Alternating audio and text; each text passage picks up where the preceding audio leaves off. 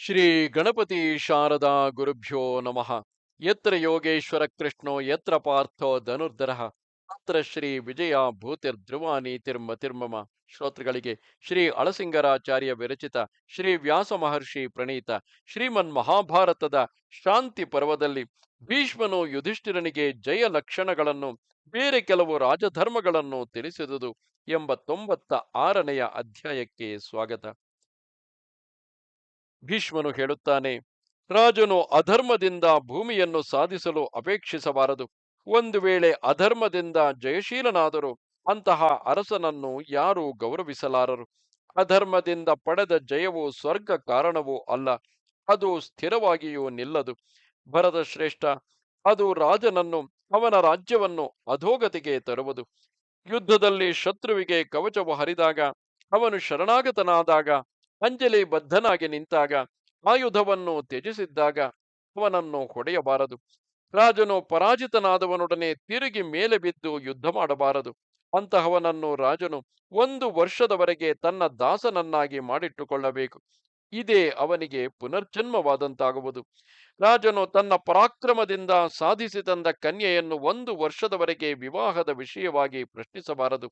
ಬಲಾತ್ಕಾರದಿಂದ ಅಪಹರಿಸಿ ತಂದ ಎಲ್ಲ ವಸ್ತುವಿನ ವಿಷಯದಲ್ಲಿಯಾದರೂ ಇದೇ ರೀತಿ ನಡೆದುಕೊಳ್ಳಬೇಕು. ರಾಜನು ಒಬ್ಬನಿಗೆ ಮರಣದಂಡನೆಯನ್ನು ವಿಧಿಸಿದ ಮೇಲೆ ಅಂತಹವನ ಸ್ವತ್ತನ್ನು ತನ್ನ ಉಪಭೋಗಕ್ಕೆ ಇಟ್ಟುಕೊಳ್ಳದೆ ಸತ್ಕಾರ್ಯಗಳಿಗಾಗಿ ವೆಚ್ಚ ಮಾಡಿಬಿಡಬೇಕು. ಬ್ರಾಹ್ಮಣರು ಅಪರಾಧಿಗಳಾದರೂ ಅವರನ್ನು ಮನ್ನಿಸಿ ಅವರ ಗೋವುಗಳ ಹಾಲನ್ನು ಅವರೇ ಕುಡಿಯಲೆಂದು, ಅವರ ಎತ್ತುಗಳನ್ನು ಅವರೇ ಉಪಯೋಗಿಸಿಕೊಳ್ಳಲೆಂದು ಮನ್ನಿಸಿ ಬಿಡಬೇಕು. ಕ್ಷತ್ರಿಯರೊಡನೆ ಕ್ಷತ್ರಿಯರೇ ಯುದ್ಧ ಮಾಡಬೇಕೆಂಬುದು ಶಾಸ್ತ್ರವಿಧಿ. ಕ್ಷತ್ರಿಯನಲ್ಲದವನು ಯಾವ ಕಾರಣದಿಂದಲೂ ಕ್ಷತ್ರಿಯನ ಮೇಲೆ ಆಯುಧವನ್ನು ಎತ್ತಬಾರದು. 2 ಸೈನ್ಯಗಳು ಯುದ್ಧ ಮಾಡುತ್ತಿರುವಾಗ ಆ 2 ಸೈನ್ಯಗಳಿಗೂ ಕ್ಷೇಮ ಉಂಟಾಗಬೇಕೆಂಬ ಅಪೇಕ್ಷೆಯಿಂದ ಬ್ರಾಹ್ಮಣನೊಬ್ಬನು ನಡುವೆ ನಿಂತು ತಡೆದಾಗ ಇಬ್ಬರು ಯುದ್ಧವನ್ನು ನಿಲ್ಲಿಸಿ ಬಿಡಬೇಕು. ಅಂತಹ ಬ್ರಾಹ್ಮಣನನ್ನು ಲಕ್ಷ್ಯ ಮಾಡದೆ ಯುದ್ಧವನ್ನು ಮುಂದುವರಿಸುವವನು ಮರ್ಯಾದೆಯನ್ನು ಮೀರಿದವನಾಗುವನು. ಹೀಗೆ ಮರ್ಯಾದೆಯನ್ನು ಮೀರಿ ನಡೆದವನನ್ನು ಕ್ಷತ್ರಿಯ ಜಾತಿಯಲ್ಲಿ ಲೆಕ್ಕಿಸಬಾರದು. ಅಂತಹವನನ್ನು ಸಮಾಜದಲ್ಲಿಯೂ ಸೇರಿಸಬಾರದು.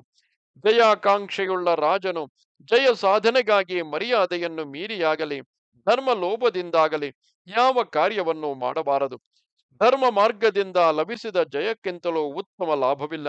ಆಕಸ್ಮಿಕವಾಗಿ ಒಬ್ಬನ ವಿಷಯದಲ್ಲಿ ರಾಜನು ಅನ್ಯಾಯವಾಗಿ ನಡೆದುಕೊಂಡರೆ ಒಡನೆಯೇ ತಾನು ಅವರನ್ನು ಒಳ್ಳೆಯ ಮಾತುಗಳಿಂದಲೂ ಭೋಗೈಶ್ವರ್ಯ ದಾನಗಳಿಂದಲೂ ಸಂತೋಷಪಡಿಸಬೇಕು. ಅದೊಂದು ದೊಡ್ಡ ರಾಜನೀತಿ ಎನಿಸುವುದು.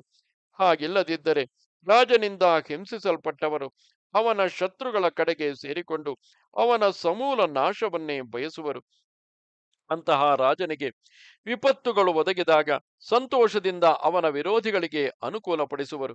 ಆದುದರಿಂದ ರಾಜನು ವಿರೋಧಿಗಳನ್ನಾದರೂ ಅವಮತಿಸಿ ವಂಚಿಸಬಾರದು. ಹೆಚ್ಚಾಗಿ ಹಿಂಸಿಸಲೂಬಾರದು. ಹೆಚ್ಚಾಗಿ ಹಿಂಸಿಸಿದರೆ ಆ ಹಿಂಸೆಯನ್ನು ತಡೆಯಲಾರದೆ ಒಂದು ವೇಳೆ ಅವರು ಮರಣವನ್ನೇ ಹೊಂದಬಹುದು. ಹಾಗೆ ಹಿಂಸಿಸಲ್ಪಟ್ಟವರು ಎಷ್ಟು ದ್ರವ್ಯವನ್ನು ಕೊಟ್ಟರೂ ಅದೊಂದನ್ನು ಲಕ್ಷ್ಯ ಮಾಡಲಾರದು. ಅಂತಹವರು ಕಳಂಕಿತವಲ್ಲದ ತಮ್ಮ ಜೀವನವನ್ನೇ ಮಹತ್ತಾಗಿ ಭಾವಿಸುವರು. ಯಾವ ರಾಜ್ಯವು ಸಂಪತ್ ಸಮೃದ್ಧವಾಗಿ ಬೆಳಗುವುದೋ, ಯಾವ ರಾಜ್ಯದಲ್ಲಿ ಭೃತ್ಯರು ಅಮಾತ್ಯರು ರಾಜನಿಗೆ ಪ್ರೀತಿಪಾತ್ರರಾಗಿ ಸಂತೋಷದಿಂದ ಇರುವರೋ ಅಂತಹ ದೇಶದ ರಾಜನೇ ದೃಢವಾದ ಮೂಲ ಬಲವುಳ್ಳವನು ಎನಿಸುವನು.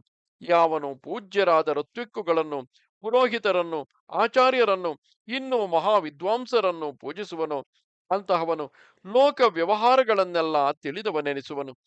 ಇಂತಹ ಪ್ರವರ್ತನೆಗಳಿಂದಲೇ ಇಂದ್ರನು ಲೋಕಾಧಿಪತ್ಯವನ್ನು ಪಡೆದನು. ಬೇರೆ ಹಲವು ಮಂದಿ ರಾಜರು ಇಂತಹ ರಾಜಧರ್ಮಗಳನ್ನು ಅನುಸರಿಸಿಯೇ ಇಂದ್ರ ಪದವಿಯನ್ನು ನಿರೀಕ್ಷಿಸುವರು. ಹಿಂದೆ ಪ್ರತರ್ಧನನೆಂಬ ರಾಜನೊಬ್ಬನು ಒಂದು ಮಹಾಯುದ್ಧದಲ್ಲಿ ರಾಜರನ್ನು ಜಯಿಸಿ ಧನ ಧಾನ್ಯ ಕನಕಾದಿಗಳನ್ನೆಲ್ಲ ಕೈವಶ ಮಾಡಿಕೊಂಡನು. ಆದರೆ ಅವರ ಭೂಮಿಯನ್ನು ಮಾತ್ರ ಕಿತ್ತುಕೊಳ್ಳಲಿಲ್ಲ. ದಿವೋದಾಸನೆಂಬ ಬ್ರಾಹ್ಮಣರ ಅಗ್ನಿಹೋತ್ರಕ್ಕೆ ಅಂಗವೆನಿಸುವ ಹವಿಸ್ಸನ್ನು ಅನ್ನವನ್ನು ಅಪಹರಿಸಿದನು. ದಿವೋದಾಸನೆಂಬುವನು ಬ್ರಾಹ್ಮಣರ ಅಗ್ನಿಹೋತ್ರಕ್ಕೆ ಅಂಗವೆನಿಸುವ ಹವಿಸ್ಸನ್ನು ಅನ್ನವನ್ನು ಅಪಹರಿಸಿದನು. ಅದರಿಂದ ಅವನು ತನ್ನ ಜಯದ ಫಲವನ್ನು ಅನುಭವಿಸದೆ ವಂಚಿತನಾದನು. ನಾಭಾಗನೆಂಬ ಮತ್ತೊಬ್ಬ ರಾಜನು ವೇದಜ್ಞರ ಮತ್ತು ಋಷಿಗಳ ದ್ರವ್ಯಗಳನ್ನು ಹೊರತು ರಾಜಸಹಿತವಾದ ರಾಜ್ಯಗಳನ್ನೇ ದಕ್ಷಿಣೆಯಾಗಿ ಕೊಟ್ಟು ಬಿಟ್ಟನು. ಹೀಗೆ ಧರ್ಮಶಾಸ್ತ್ರಗಳನ್ನರಿತ ಪೂರ್ವ ರಾಜರ ಚರಿತ್ರೆಗಳೆಲ್ಲ ಅತ್ಯಂತ ಮಹತ್ತಾಗಿವೆ.